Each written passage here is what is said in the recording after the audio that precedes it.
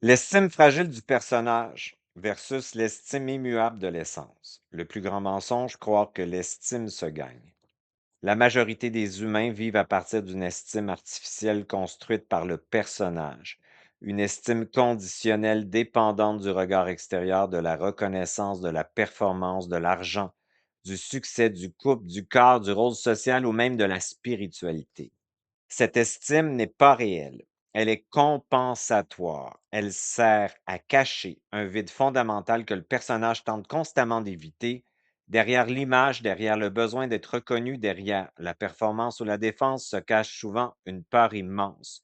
Ne rien valoir sans validation extérieure ou validation du personnage qui s'évalue par rapport à ce qu'il a internalisé comme lui donnant de la valeur. Le personnage vit dans une fracture intérieure permanente. Il ne se sent jamais complètement suffisant.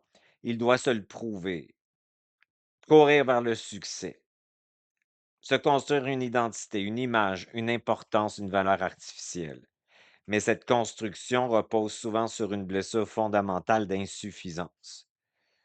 L'ego fonctionne dans la dualité opposée. Je vaux quelque chose si, je ne vaux rien si.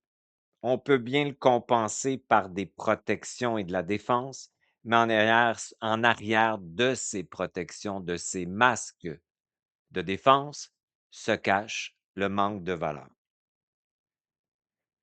Plus quelqu'un tente de se valoriser par le succès, plus il devient vulnérable à l'échec. Plus il cherche à être fort, plus il cache une part de faiblesse. Plus il veut être admiré, plus il est secrètement terrorisé d'être rejeté. Plus il cherche à être spécial, plus il fuit l'impression d'être ordinaire. Le personnage oscille constamment entre inflation et écrasement. Soit il se gonfle, soit il s'effondre, soit il domine, soit il se sent dominé. Soit il se croit supérieur, soit il se sent inférieur, mais dans les deux cas, il reste prisonnier du regard extérieur.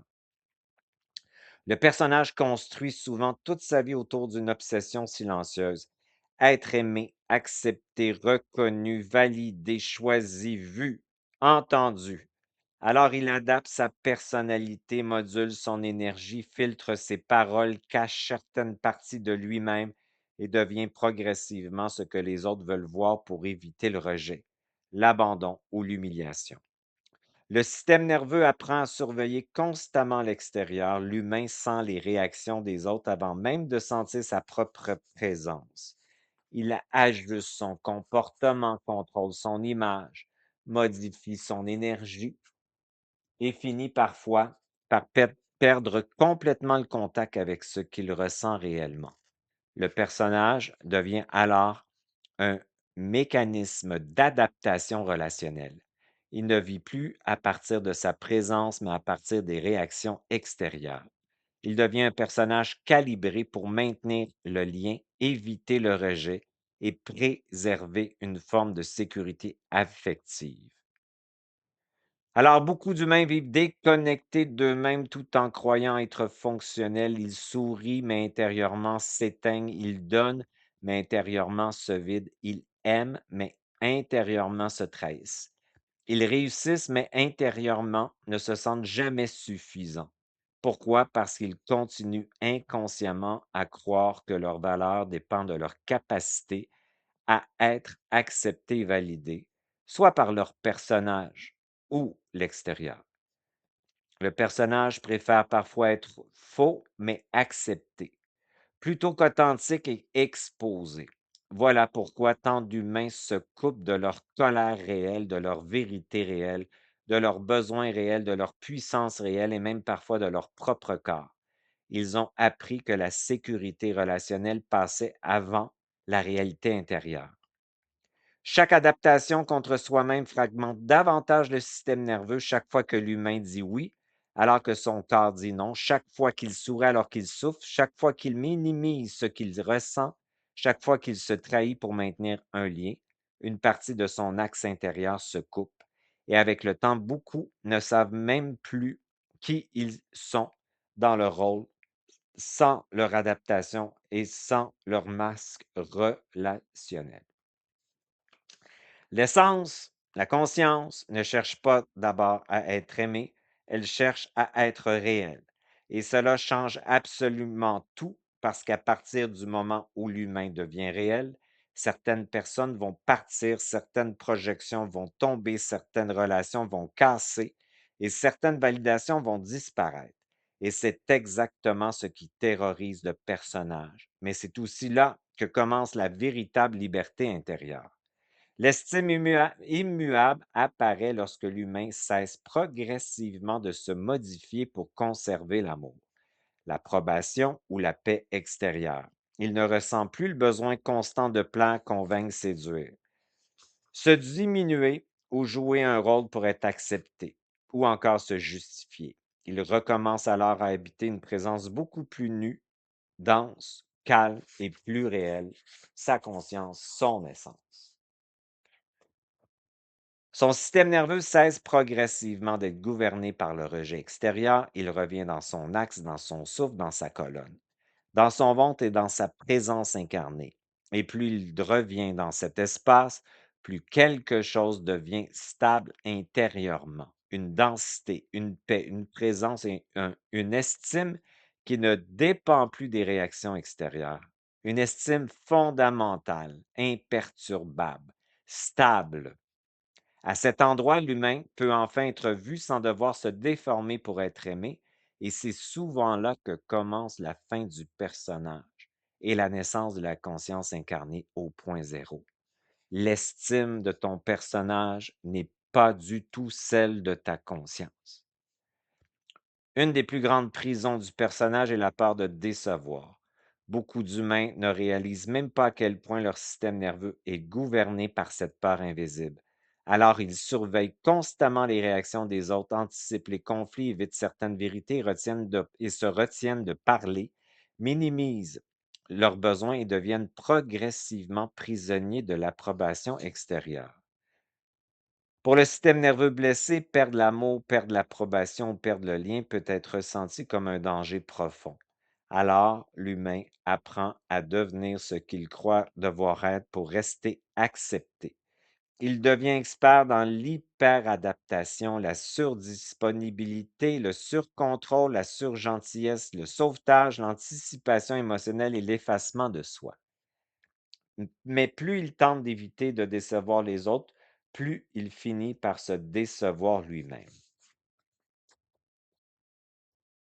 L'essence immuable commence à émerger lorsque l'humain accepte progressivement quelque chose que le personnage refuse presque toujours. Être réel peut parfois décevoir certaines projections extérieures et ce n'est pas une erreur. L'humain cesse alors progressivement de vivre uniquement pour préserver les attentes, les images ou les perceptions des autres. Il comprend qu'être aimé au prix de sa propre disparition intérieure n'est pas de l'amour. L'humain n'a plus besoin d'être constamment validé pour exister, il n'a plus besoin d'être parfait pour avoir de la valeur. Le personnage fonctionne comme une dépendance psychologique et biologique. Chaque validation active les circuits de récompense du cerveau et crée une montée temporaire d'estime personnelle. Mais cette montée ne dure jamais parce qu'elle ne vient pas de l'intérieur réel, elle dépend d'un stimulus extérieur. Alors le système recommence encore plus de reconnaissance, encore plus de performance, encore plus de contrôle, de gratification, encore plus d'images, encore plus de projection. Derrière tout cela se cache souvent une phrase inconsciente, extrêmement violente. Si je ne réussis pas, je ne vaux rien. L'hyperperformance peut devenir une défense contre le vide intérieur. Cette- Certaines personnes bâtissent des empires entiers simplement pour ne jamais ressentir leur blessure fondamentale d'insuffisance. Elles deviennent des machines de création extérieure, mais intérieurement, elles restent incapables d'habiter leur propre présence sans stimulation. Le personnage ne connaît pas la paix, il connaît seulement le soulagement temporaire. Beaucoup d'humains n'existent pas réellement à travers leur présence, mais à travers ce qu'ils font pour les autres ou ce qu'ils font pour construire une image de valeur. Le personnage croit qu'il doit servir pour mériter l'amour, qu'il doit performer pour avoir de la valeur. Et là se trouve une fracture fondamentale de l'estime fragile du personnage. Le personnage ne s'aime pas pour ce qu'il est. Il accepte seulement, il s'accepte seulement pour ce qu'il produit. Alors le repos devient culpabilisant, le calme devient menaçant, le vide devient insupportable. Le personnage devient alors prisonnier de son utilité. Il croit devoir constamment faire, réparer, prouver, porter ou soutenir pour conserver sa place. Son système nerveux associe alors l'amour avec la performance et la valeur avec le sacrifice. Plus il s'oublie, plus il croit aimer, plus il se vide, plus il croit être une bonne personne. L'essence immuable et imperturbable ne dépend pas d'une fonction identitaire, elle n'a pas besoin de sauver, d'impressionner, de performer, d'être indispensable, de porter le monde ou d'être constamment utile pour exister. Elle existe avant toute fonction, elle ne négocie pas sa valeur. Voilà pourquoi le point zéro est si confrontant pour le personnage. Il retire progressivement toutes les compensations identitaires. Les rôles tombent, les mécanismes de protection tombent, les images construites tombent, et lorsque ces couches commencent à se dissoudre, une immense question apparaît. Qui suis-je lorsque je cesse enfin de jouer un rôle? L'estime immuable et imperturbable de l'essence ne vient pas de ce que l'humain produit du personnage. Elle ne dépend ni de sa performance, ni de son utilité ou de son évaluation. Elle émerge lorsqu'il recommence enfin à habiter sa présence réelle. Le féminin blessé n'est pas la douceur réelle, c'est souvent un système nerveux qui s'est effondré dans l'impuissance. Il porte la peur, la culpabilité, l'auto-effacement, le doute chronique, la difficulté à prendre sa place et la sensation intérieure de ne pas être assez. Le féminin blessé se replie. Il attend, il endure, il absorbe, il s'écrase, il se sent impuissant devant la vie. Dans le système nerveux, cela se rapproche du dorsal, le figement, le retrait, l'apathie, la perte d'élan et la sensation d'être coupé de sa puissance créatrice. L'humain cesse alors de bouger intérieurement, l'énergie ralentit, le corps devient lourd, le temps devient figé. La personne regarde la vie au lieu de l'habiter. L'impuissance devient un non-mouvement. Le masculin blessé, à l'opposé, tente de fuir l'impuissance par le contrôle. Il agit constamment, il pense constamment, il veut maîtriser, prévoir, contrôler, performer, réussir et dominer pour ne jamais ressentir le vide intérieur, la peur ou l'impuissance. Le mental compulsif apparaît alors. L'humain devient incapable de ralentir. Il analyse, contrôle, anticipe, s'agite. Le système nerveux sympathique prend alors le dessus. Le masculin blessé entre dans l'hypermouvement. Il court pour ne pas ressentir, il produit pour ne pas s'effondrer, il contrôle pour éviter de sentir sa vulnérabilité. Mais derrière cette agitation vit souvent exactement la même blessure que dans le dorsal, la peur profonde de ne pas avoir de valeur. Le dorsal et le contrôle deviennent alors les deux pôles de la même fracture. L'un s'effondre, l'autre compense. L'un devient impuissant, l'autre devient compulsif, mais les deux restent prisonniers de la survie. Le centre, le ventral, le chouchouma, le point zéro et la conscience. Entre l'effondrement du dorsal et l'agitation du sympathique existe un centre, le système nerveux ventral. C'est là que commence le point zéro.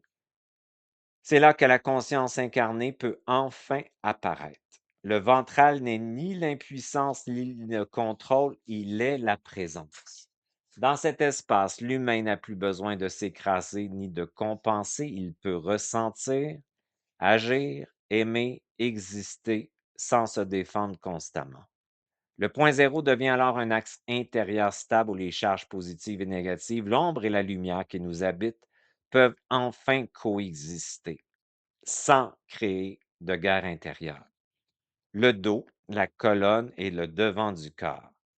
Biologiquement et symboliquement, la conscience se rapproche souvent de l'arrière du corps, le dos, la colonne vertébrale, l'axe intérieur, Le dos soutient la colonne, stabilise, c'est l'axe central du système nerveux. Le personnage, lui, vit souvent à l'avant du corps. Le devant cherche, avance. Le devant veut être vu. Le devant veut faire, veut séduire, convaincre, contrôler. Le devant est magnétisé. C'est ça, être dans la matrice. C'est d'être en avant. On quitte notre espace. L'ego est magnétisé vers l'extérieur. Son attention quitte constamment son axe pour aller vers le regard des autres, les réactions, les attentes, la matrice, l'inconscient collectif. Alors, il vivra de l'envahissement, de la coloration au niveau de sa pensée ou de son émotion. Alors que la conscience revient vers l'intérieur, vers la colonne, le souffle, le ventre, vers la stabilité arrière. Quand l'humain revient dans son axe, quelque chose change profondément dans sa posture intérieure. Il cesse progressivement d'être tiré vers l'extérieur comme un système en manque constant de validation. Il recommence à sentir un soutien intérieur. Expérimente maintenant. Conscientise ton dos, ton crâne, tes cervicales, tes dorsales, tes lombaires, ton sacrum. Recule-toi de 2 centimètres. Inspire dans ton ventre, expire, ancre et expire dans le vide. Mets ta langue entre ton palais et ta mâchoire. Mets maintenant ta main sur ton ventre et ta poitrine. Conscientise maintenant que ton devant est collé dans ton espace, dans ton dos. Rouvre les yeux et observe le calme, le champ qui s'élargit. Tu es dans ton espace. Tu maintiens ton devant collé sur ton dos. Tu es dans ta conscience, dans l'observateur. Tu as accès au champ. Observe la densité de l'espace qui t'habite. C'est le champ, la monade. Le dorsal, le figement et les mémoires du corps. Le système nerveux dorsal, quand le vivant se fige. Le dorsal correspond à un état profond de retrait, de figement, d'impuissance et de déconnexion de soi. Ce n'est plus le combat du sympathique qui attaque ou se défend. C'est l'effondrement après trop de surcharge émotionnelle, trop d'humiliation, trop de rejet, trop d'adaptation, trop d'envahissement parce qu'on était magnétisé vers l'extérieur, donc on envahissait et on était envahi par la suite. Le dorsal agit comme un mécanisme archaïque de survie. Lorsque le système sent qu'il ne peut ni fuir ni combattre, il ralentit, coupe, engourdit et éteint certaines fonctions émotionnelles pour réduire la souffrance. Mais chez beaucoup d'empathes non intégrés, cet état devient chronique. Le corps continue de fonctionner, mais intérieurement, quelque chose s'éteint. L'élan, la joie, le désir, la motivation se coupent. Et souvent, elle croit que c'est sa personnalité, alors qu'en réalité, c'est parfois un système nerveux figé depuis des années qui crée une biochimie de lenteur, d'apathie, de non-mouvement. Le personnage ne vit pas seulement dans les pensées, il s'inscrit dans les muscles, dans la respiration, dans le regard, dans la posture, dans les hormones et dans les réflexes automatiques du système nerveux. À force de vivre dans la peur, l'adaptation, l'humiliation, le rejet, la culpabilité ou la comparaison, le corps finit par croire que cet état est normal. Pour lui, cet état devient sécuritaire. Le système nerveux automatise alors la survie jusqu'à ce que l'humain confonde son conditionnement avec son identité.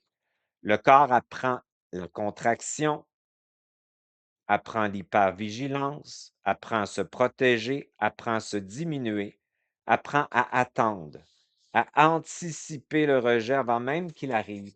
Alors, même lorsque le danger n'est plus là, le système continue de réagir comme s'il devait encore survivre. Le personnage devient alors biologique. Il vit dans la mâchoire crispée, le ventre contracté, la respiration coupée, les épaules tendues, le regard qui surveille, la peur de déranger, l'incapacité à se déposer pleinement dans le calme. L'apathie n'est pas toujours un manque de volonté. Souvent, c'est le système nerveux qui a perdu sa capacité à mobiliser l'énergie parce qu'il a été trop longtemps en surcharge émotionnelle ou relationnelle. L'empathe non intégré peut avoir tellement absorbé les tensions, les attentes, les drames et les émotions des autres qu'il finit par se couper de son propre élan vital. Il est surchargé. Le dorsal crée alors une sensation étrange, comme si la vie était loin, comme si tout demandait trop d'efforts, comme si l'être regardait le monde derrière une vitre. Le doute chronique apparaît lorsque le système nerveux ne sent plus sa propre sécurité intérieure. Alors l'humain remet constamment sa perception en question. Peut-être que j'exagère, peut-être que je dérange, peut-être que je suis le problème, peut-être que je devrais me taire. La culpabilité devient ensuite une colle vibratoire. L'empathe se sent responsable des émotions des autres, responsable de leurs réactions, responsable de leur déception, responsable de leur fermeture, même lorsqu'il n'a rien fait. Son système nerveux transforme alors les tensions relationnelles en accusations intérieures ou en projection sur les autres. En fait, on devient une victime impuissante qui s'automutile ou projette sa culpabilité vers l'extérieur. Dans les deux cas, c'est exactement la même chose. La comparaison et le masochisme invisible. Dans le dorsal, le personnage perd le contact avec sa propre présence. Alors, il cherche constamment sa valeur à travers les autres. Il se compare, s'évalue, se mesure. Qui réussit plus? Qui était plus aimé, plus reconnu, plus spirituel, plus beau, plus puissant? Chaque comparaison devient alors une attaque intérieure. Le masochisme psychologique chez l'empathe non intégré est souvent invisible parce qu'il se déguise en bonté, en patience ou en amour. La personne tolère trop, encaisse trop, pardonne trop, porte trop. Elle reste dans des relations qui la détruisent, elle minimise ses blessures, elle s'isole. Épuisée, elle s'enferme. Beaucoup d'empathes non intégrés ont l'impression de tourner en boucle intérieurement, de faire du surplace, d'être dans un marécage. Parce que le système nerveux figé reste attaché aux anciennes empreintes. Une partie de l'énergie reste prisonnière des humiliations passées, des rejets anciens. Le point zéro. Beaucoup d'empathes non intégrés ne réalisent pas que leur système nerveux a été conditionné à associer l'amour avec l'intensité émotionnelle, alors inconsciemment, le calme devient étrange, mais le chaos devient familier. Le dorsal, la culpabilité, la peur du rejet, l'hypervigilance, les relations toxiques, les montagnes russes émotionnelles, les conflits et les validations soudaines après la douleur créent une empreinte neurologique profonde. Le système nerveux devient dépendant de l'intensité. Alors, beaucoup d'humains disent vouloir la paix, mais leur système ne sait plus habiter le calme. Le silence devient vide, la stabilité devient plate, la douceur devient suspecte, la coexistence devient inconfortable. Le personnage préfère parfois une relation douloureuse mais intense plutôt qu'une relation stable qui ne nourrit plus son système de survie. Le personnage fuit constamment le vide intérieur parce que dans le silence, dans l'absence de stimulation et dans l'absence de validation, il commence à perdre sa structure artificielle. Ce qui commence à mourir, ce n'est pas l'essence, c'est le faux centre. Le vide devient alors extrêmement confrontant. Il expose la fatigue réelle, la tristesse réelle, le besoin d'amour, l'humiliation ancienne, la peur de ne pas exister. Alors beaucoup retournent immédiatement dans le bruit extérieur. Réseaux sociaux, validation, relations fusionnelles, surconsommation, agitation mentale, spiritualité compensatoire, ivresse mentale et émotionnelle. Le personnage préfère souffrir dans l'agitation plutôt que disparaître dans le silence qui est associé, au niveau subliminal, au néant. Le retour dans le corps. Le point zéro devient alors un retournement immense, non pas une fuite hors du corps, mais un retour dans le corps, dans le souffle, dans le ventre, dans la présence. Le personnage veut devenir quelqu'un, ta conscience, ton double veut être présent. Le personnage cherche une identité, ta conscience et ton double cherchent une incarnation. Ton personnage veut convaincre, ta conscience et ton double observent. Le personnage se protège constamment, ta conscience, ton double coexiste. Le personnage réagit, ton double intègre. Et lorsque l'humain revient dans cet axe, il cesse progressivement d'être manipulable par le regard extérieur ou par le regard de son personnage qui s'évalue. Les critiques ou l'autocritique ne détruisent plus son identité, les compliments ne l'enivrent plus, le rejet ne définit plus sa valeur, l'abandon ne fait plus mal. Il reste stable, présent, incarné. L'empathe intégré n'essaie plus d'être parfait, il reconnaît sa colère sans s'y identifier. Il reconnaît sa peur sans se fuir. Il reconnaît ses blessures et lorsqu'il cesse de combattre certaines parties de lui-même, il récupère une immense quantité d'énergie. Sortir du dorsal ne veut pas dire devenir froid ou dominant, cela veut dire devenir dans le vivant. Revenir dans le souffle, dans le ventre, dans le corps, dans la présence. L'empathe intégré comprend alors qu'aimer ne veut pas dire se sacrifier, que ressentir ne veut pas dire absorber, que coexistence ne veut pas dire fusion. Son système nerveux recommence à se réguler, le regard revient, le souffle descend, l'énergie remonte, la présence se stabilise. Le calme devient enfin sécuritaire. Le véritable signe de transformation n'est pas que l'humain devient parfait, c'est qu'il cesse progressivement de se détruire intérieurement à chaque tension extérieure. Avant, un regard, une critique pouvait l'écraser, une critique pouvait le faire douter pendant des jours ou se justifier pendant des jours. Un rejet ou un abandon pouvait activer une défense, une protection de justification ou encore une honte immense. Maintenant, il ressent encore, mais il reste là. Il ne quitte plus son corps plus rapidement, il ne s'abandonne pas, il est assis dans un socle d'estime immuable, calme et imperturbable. Le personnage, par l'intégration point zéro des charges émotionnelles et des polarités, revient dans son espace se déposer dans son bassin et son ventre. Son axe devient vertical avec lui-même, dans sa souveraineté. Son rapport avec les autres devient coexistant. Il reste et se maintient dans son espace. Peu importe ce qui arrive, la première pensée émergente, vibratoire, est j'ai avec ma conscience la capacité d'intégrer que j'ai une valeur immuable, calme, imperturbable, même si le personnage se sent abandonné, doute de lui, se compare ou les événements le mettent en réaction à des blessures. Cette valeur a préséance sur tout ce que vit, évalue le personnage ou l'environnement. Tout devient relatif à ce moment. Tu restes dans ton espace et tu te maintiens en action.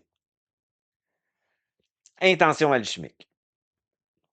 Même si je ne sais pas encore comment, je commande de reprendre toute la valeur que j'ai abandonnée dans le regard des autres, dans la comparaison, dans la performance, dans le besoin d'être aimé, reconnu, validé ou accepté.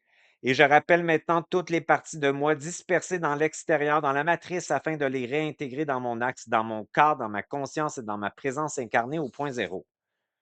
Même si le personnage ne sait pas comment, ma conscience commande de transformer les programmes de culpabilité, d'humiliation, de doute chronique, d'auto-effacement, de masochisme invisible, de peur du rejet, de peur de déranger et de peur de ne pas avoir sa valeur au niveau conscient ou inconscient, afin que mon système nerveux cesse de vivre sous gouverne de la survie et revienne sous gouverne de ma conscience stable, calme, incarnée et souveraine au point zéro.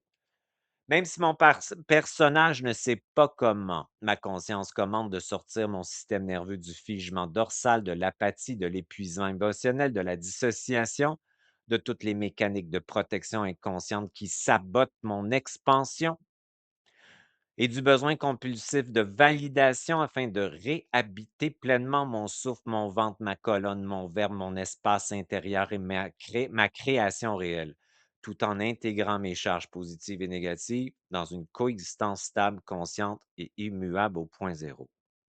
denisjutra.ca, chaîne YouTube, Denis Jutras.